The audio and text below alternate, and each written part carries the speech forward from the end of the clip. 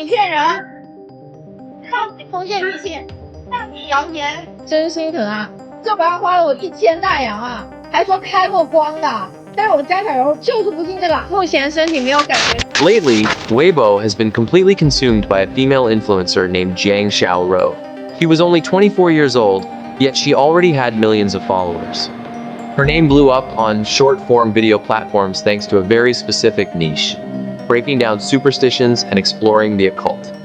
But right on the 10th of August, 2026, news broke that she had passed away from a horrific car crash after fighting for her life in the ICU for a full month, ultimately unable to cheat death. But the reason this story rocketed straight to the #1 spot on Weibo's trending list with such terrifying speed isn't just because a young influencer died out of nowhere. The real kicker is how strangely she died. Combined with the eerie video she recorded right before the accident footage, so deeply unsettling, it gives you chills. Right below that trending topic, sitting at #2 on Weibo, was a phrase that sent shivers down everyone's spine. Opportunity, Dishen. What on earth did that actually mean? It meant that at that exact second, hundreds of thousands, if not millions of Chinese netizens were reading this news, and all of them involuntarily shared the exact same thought. A taboo thought flashing right through their minds. Today, the top searches on Weibo aren't debating whether black magic is real, nor are they trying to prove if ghosts exist. We're looking at a much deeper societal phenomenon that demands way more of our attention than mere superstitions. Why is it that under a government strictly pushing modern civilization and materialism, the tragic death of a young girl instantly triggered the entire Chinese internet into a massive, occult-heavy discussion? Behind a phenomenon where netizens collectively felt that exact same wave of dread, what kind of collective anxiety and spiritual crisis are actually eating away at the younger generation today?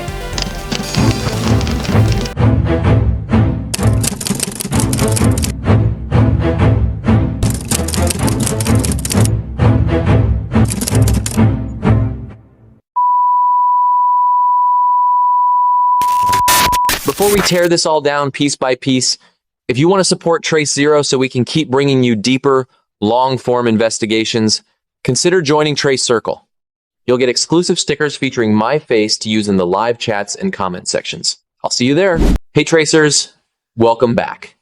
Lately, one single name has brought the entire timeline of the Chinese internet to a dead silence. It's not because of some run-of-the-mill scandal, but because the line between the real world and things beyond comprehension just completely blurred. And today, we're going to peel back the layers and uncover what's really hiding behind the screen. Because you never know how deep this hole goes. First of all, let's get a closer look at the figure at the center of this storm. Jiang Xiaorou. She was 24 years old, originally from Lanshan County, Yongzhou City, Hunan Province. In the notoriously cutthroat and fast-paced world of short-form video, she carved out a remarkably unique positioning, one that wasn't afraid to lean into a rebellious streak. That positioning was exploring the occult paired with a mission to debunk superstitions. In her older videos, you can see for yourself how she actively swam against the current. She once stood right in front of the camera, tearing down a statue of the goddess Guanyin inside an abandoned, run-down temple. She had the nerve to walk alone in the pitch black of night with just a flashlight, stepping straight into haunted villas and empty hospitals that had long been local urban legends. Yet, there was one exact phrase she dropped at the very end of every single video. There are no ghosts in this world. Stop scaring yourselves. She tried to use sheer nerve and a materialistic lens to dissect human fear.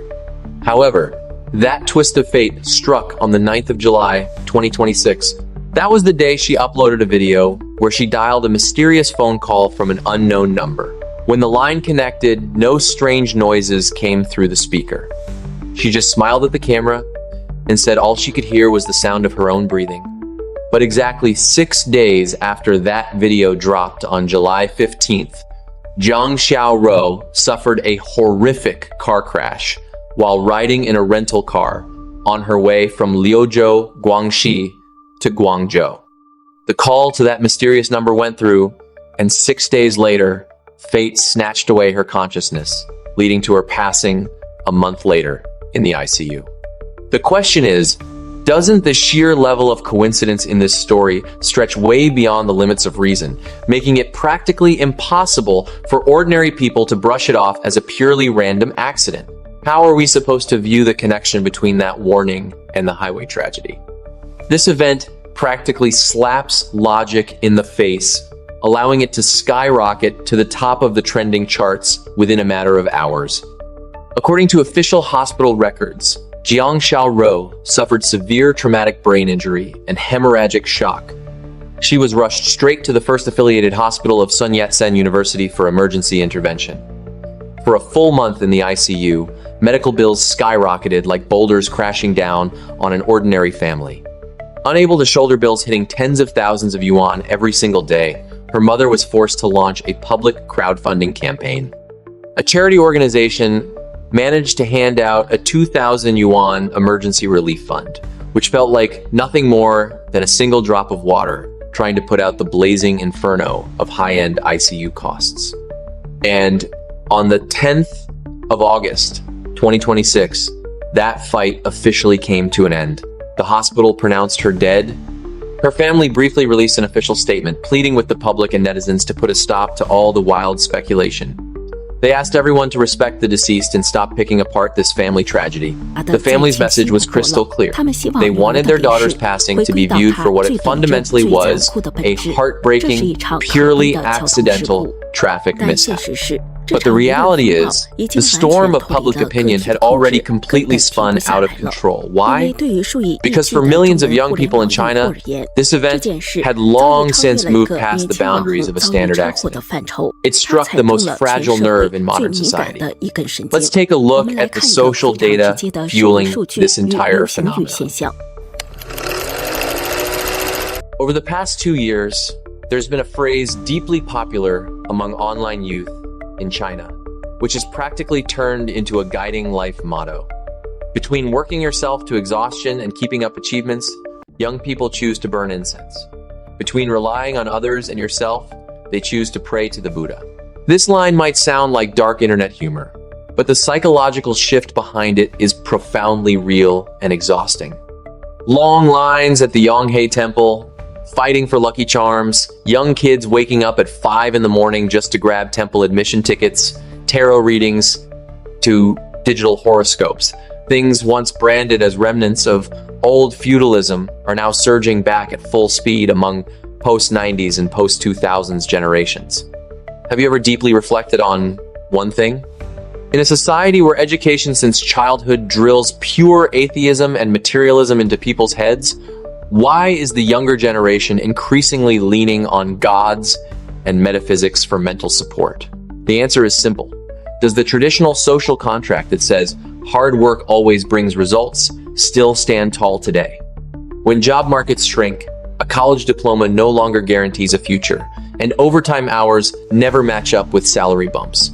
The moment the variable of hard work gets diluted to an absolute low point in personal destiny, people automatically seek out other, much more ancient pathways of explanation to calm their souls. Walking into a temple and praying to a deity isn't a guarantee that our lives will instantly become free of disaster. It's a form of mental escape, a breathing room when someone feels they have completely lost control over their own life. This is where the contradiction of this era becomes crystal clear. Official propaganda demands materialism, but the smoke of incense in temples never dies down.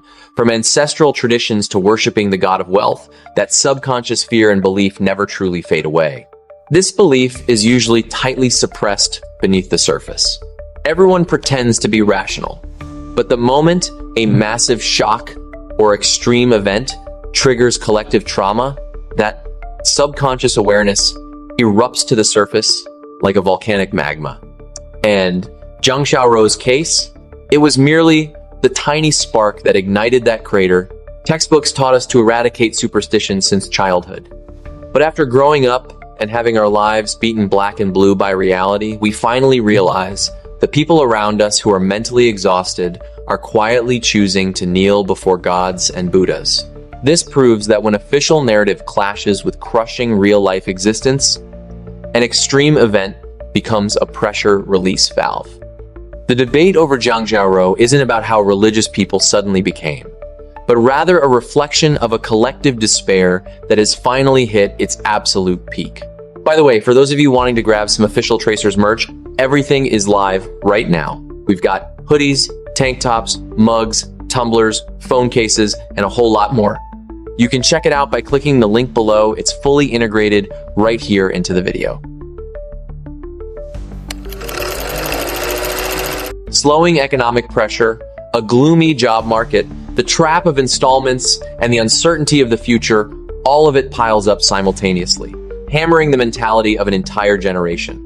When hard work loses its predictive function, where the sweat you pour out is no longer directly proportional to what you get back, the human brain will instinctively look for alternative explanatory systems just to keep from going. Crazy dealing with uncertainty. Mysticism and the law of karma offer a comforting form of explanation at the cheapest price on the market. If we've worked ourselves to the bone in the real world and still failed to change our fate, maybe it's just because we're colliding with the laws of another invisible dimension. This argument is contradictory, but from a psychological standpoint, it makes total sense. When someone loses control over the external world, they are forced to build a tiny harbor inside their own head just to survive. Just like a netizen named @art said, "It doesn't mean our generation has turned superstitious, but we feel so utterly hopeless when we realize hard work means nothing. And since fighting for ourselves no longer bears fruit, we turn to seek peace of mind." See the point? The heated debate about ghosts and karma on social media is ultimately just a distorted expression of a young generation running out of options when faced with the thick wall of harsh reality. People aren't actually talking about Jiang Xiaorou. They're using the girl's story as a vessel to pour out their own fears about an uncontrollable future.